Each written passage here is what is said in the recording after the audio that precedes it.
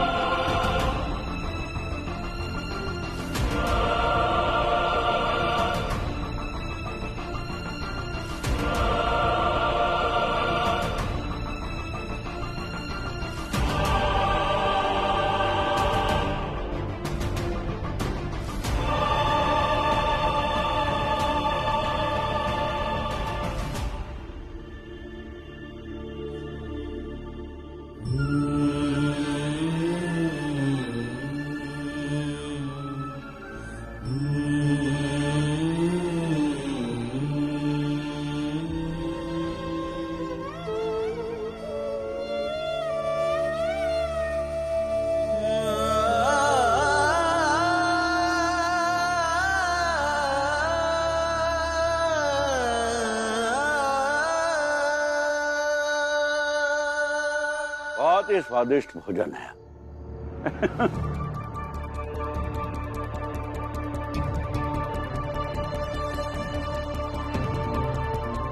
भीमराव, देख लिया तूने हम ऊंची जात वालों से टकराने का नतीजा? हाँ? यहाँ हम भोजन कर रहे हैं और वहां तेरी जात वाले भोजन कर रहे हैं, और तू वहां चुपचाप बैठे हम सबका मुंह देख रहा है।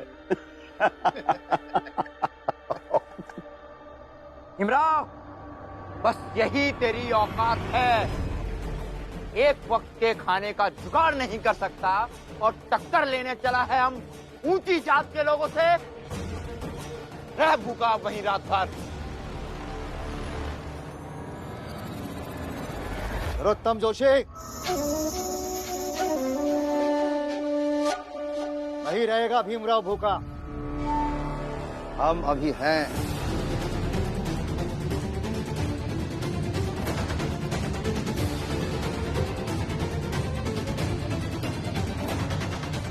लुस्कर है तो तू ऊंची जात का, लेकिन है ना, तेरे अंदर ऊंची जात वाले संस्कार नहीं हैं।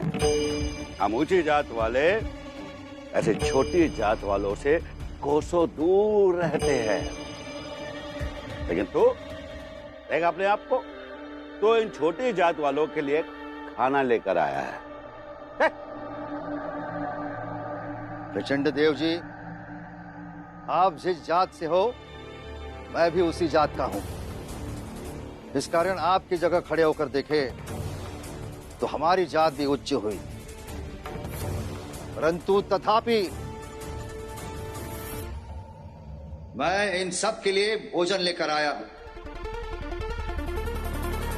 ये मेरा संस्कार है प्रचंड देव जी। इस कारण पुनः कदापि ये नहीं कहिएगा कि सारी उच्च जाति के लोग ऐसे ही हैं।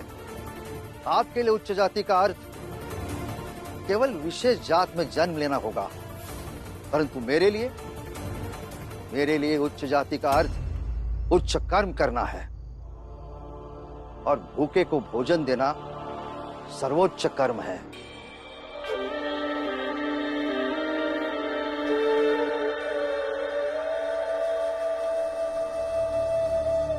भीम, आओ। धीरे ले आओ।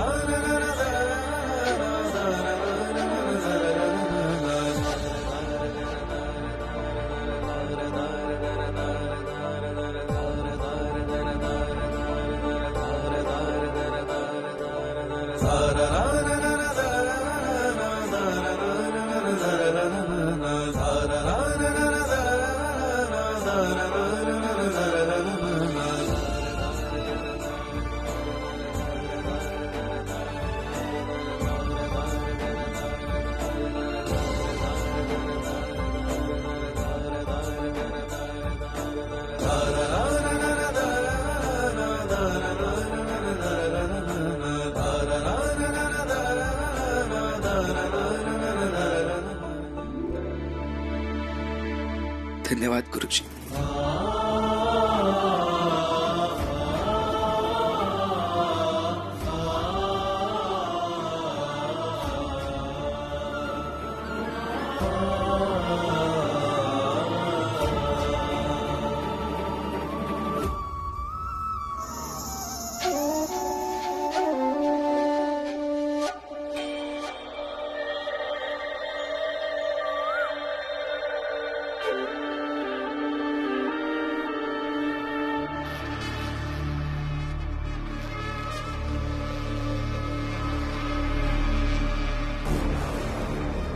रात में दरवाजा खोलने के लिए तो नहीं कहा उसने। मालिक, रात भर में एक बार भी उन्होंने दरवाजा खोलने के लिए नहीं कहा। लगता है होश ठिकाने आ गए।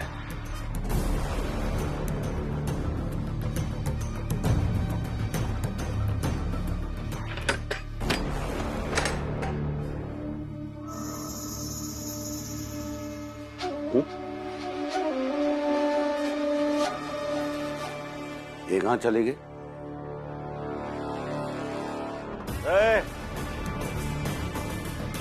कहाँ दो?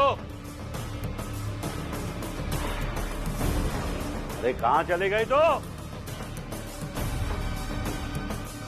कहीं नहीं गई हूँ मैं, यही हूँ।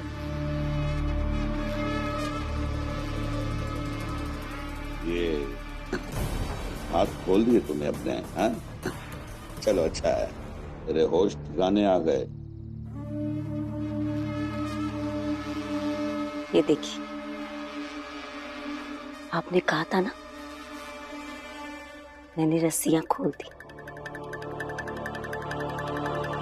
और अब मैं जा रही हूँ भीम की मदद के लिए। कहीं नहीं जाएगी तू, समझी?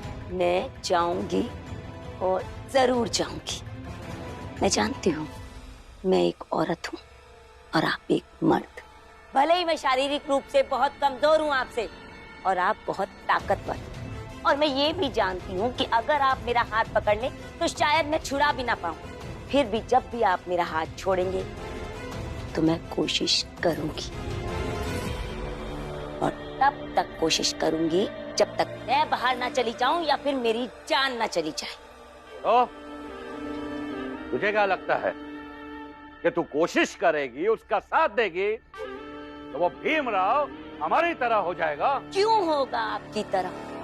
क्यों?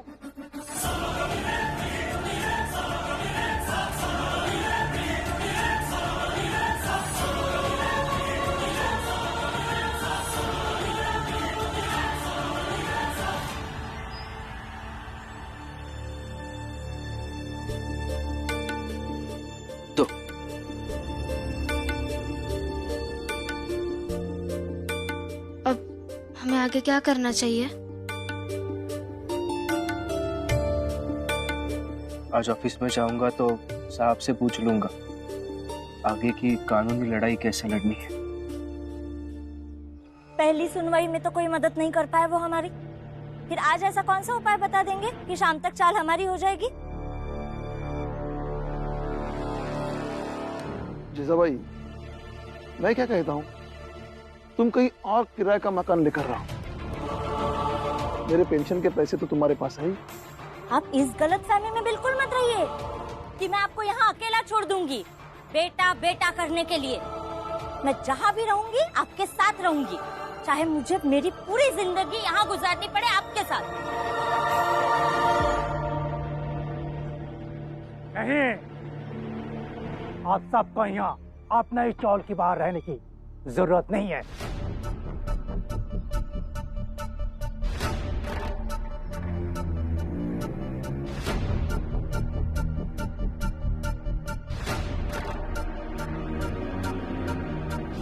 लेकिन क्यों साहब? वो इसलिए क्योंकि तुम सब बाहर जाओगे। मतलब? नगर पालिका ने तय किया है कि चूंकि इस चाल के निर्माण अभी बंद है, इसलिए यहाँ पर कचरा फेंका जाएगा। क्या? ये कैसी बात कर रहे हैं? ये हमारी चाल है। चाल के बाहर खड़े होकर हम लोग अपने घर की लड़ाई लड़ रहे हैं और आप कह रहे हैं कि हम यहाँ से चले जाएं और आप यहाँ कूड़ा फेंकेंगे? हाँ, तो तब से मैं क्या कह रहा हूँ समझ में नहीं आया क्या? मतलब आपकी मर्जी के ऊपर है क्या सब? आपको आज लग रहा है कि कचरा फेंके तो यहाँ कचरा फेंक देंगे? मुझे पता था कि तुम कुछ ना कुछ जरूर बोलोगे। ये लो, तुम्हारे लिए कागज लेकर आया हूं, लो पढ़ो।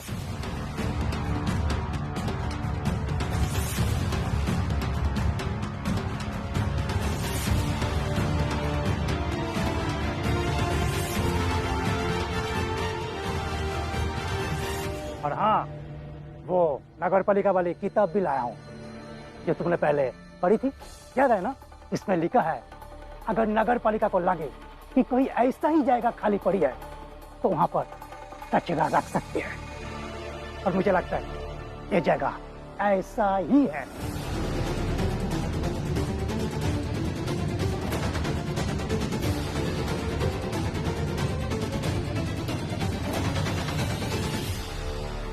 अरे आप सब लोग हटिए यहाँ से, ये भीमराव तो पढ़ता ही रहेगा। हटिए आप लोग। यहाँ से हटकर कहाँ जाएंगे? और ऐसे सबको हटाना सही नहीं है। ए राम जी, मैं तुम्हारा ठेका लेकर नहीं रखा है कि तुम कहाँ जाओ या मैं सोचूं। तू रोज निकलो यहाँ से। साहब, नहीं साहब, ऐसा मत कीजिए साहब। देखो, तुम लोग ऐसा नहीं जाओगे ना, एक एक को धक्का मार के निकाल देंगे। निकलो सब लोग। हट जाओ सामने से, ये तो सबको गोली मार दूंगा।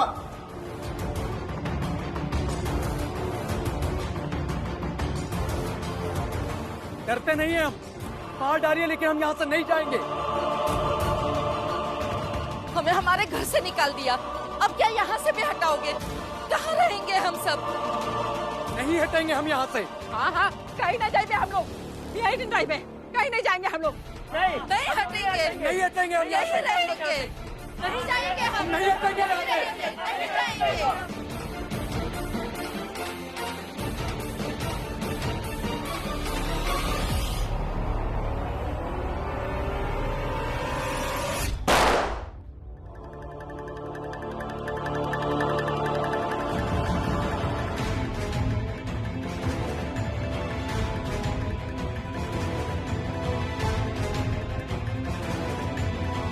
चलाइए गोली, मर जाऊंगा लेकिन नहीं हटूंगा यहाँ से। हट जाओ सामने से, नहीं तो अगली गोली तुम्हें लगेगी। मार डालिए लेकिन नहीं हटूंगा। अच्छा, अब खा गोली। नहीं नहीं, नीचे कीजिए बंदूक। हम जाएंगे यहाँ से, कहीं और जाकर रह लेंगे, क्योंकि आपके लिए बंदूक के गोली की कीमत कुछ नहीं होगी शायद, लेकिन हमारे लिए जान बहुत मायने रखती है। आज आपसे लड़कर यहाँ रह भी लेंगे, लेकिन अगर हम में से किसी को कुछ हो गया तो अपने आप को कभी माफ नहीं कर पाएंगे।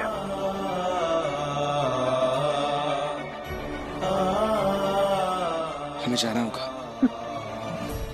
हम सबको जाना होगा यहाँ से। चलिए सब अपना अपना सामान उठाइए।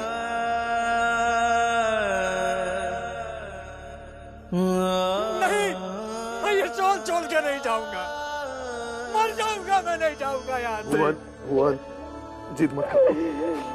नहीं भागू, मैं यहाँ से नहीं जाऊंगा। मेरी बात सुनो।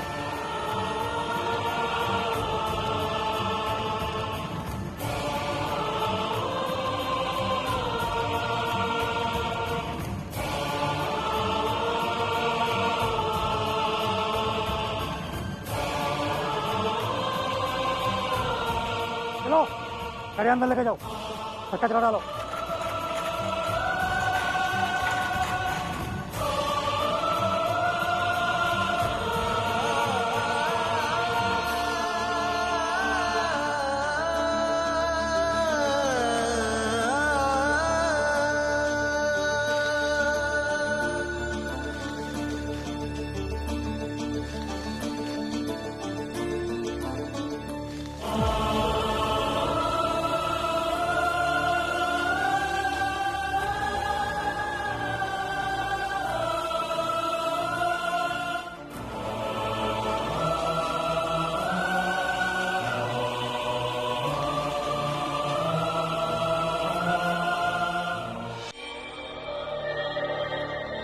भीमराव,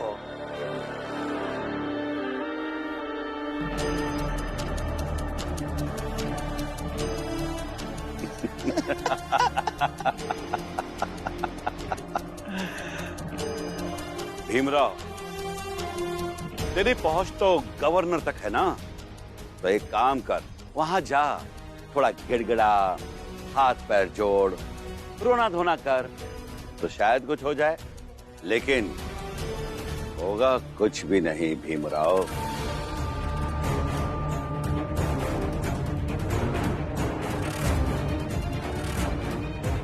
कैसे जाऊं गवर्नर के पास? किस मुंह से जाऊं? हम सबने अपनी मर्जी से हस्ताक्षर जो किए थे,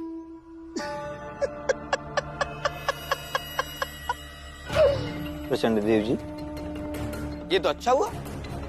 मेरी संगति में ये सच स्वीकार करना सीख गया। और तुम सब बहुत कूद रहे थे ना कोर्ट के सामने बरसाती मेंढको। अब उसी तरह कूदते कूदते निकलो यहाँ से।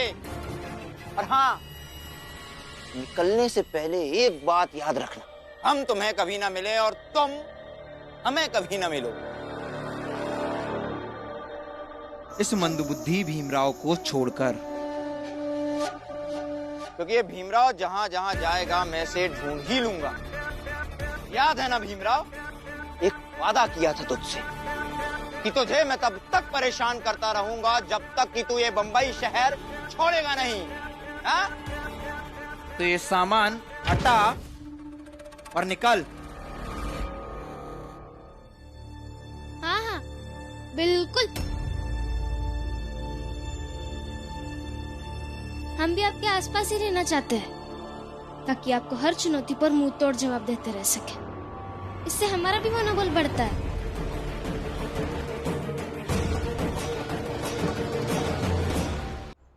अब तुम अपना मनोबल बढ़ाते रहो, हम तो अपनी अपनी व्यवस्था कहीं कर ही लेंगे। अरे वाह हितेश भाऊ, क्या बात बोली है। हाँ? अरे हम सब अच्छे खासे अपने घर में रह रहे थे, लेकिन आपने अपनी लालच की पोटली खोली और हम सबको घर से बेघर करके रास्ते पे ला दिया। बजाय अब शर्म करने के अपनी व्यवस्था देखने जा रहे हैं। वाह पुरंजन भाऊ, जो हुआ सो हुआ, कहीं ना कहीं व्यवस्था तो देखनी पड़ेगी ना। हाँ, रोज रोज की मुसीबत से अपन पीछे तो छुड़ावे पड़ेगा। नहीं, हम यहां से कहीं नहीं जाएंगे, यही रहेंगे हम। अब जब शासन ने ही बंदूक और डर का खेल खेलना शुरू कर दिया है, तो हम सब भी उनके साथ वही खेल खेलेंगे।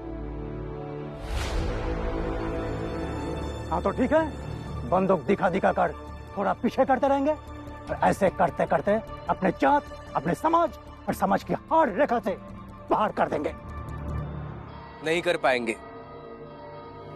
आज आपके पास ये कागज था, ये कागज दिखा के आपने हम सबको पीछे किया, डराया। कल का क्या? कल आपके पास ऐसा कोई भी कागज नहीं होगा, लेकिन कल मैं एक कागज लेके आऊंगा अदालत से, जिस पर लिखा होगा कि जब तक हमारे केस का फैसला नहीं आ जाता, यहां से हमें कोई भी हटा नहीं पाएगा।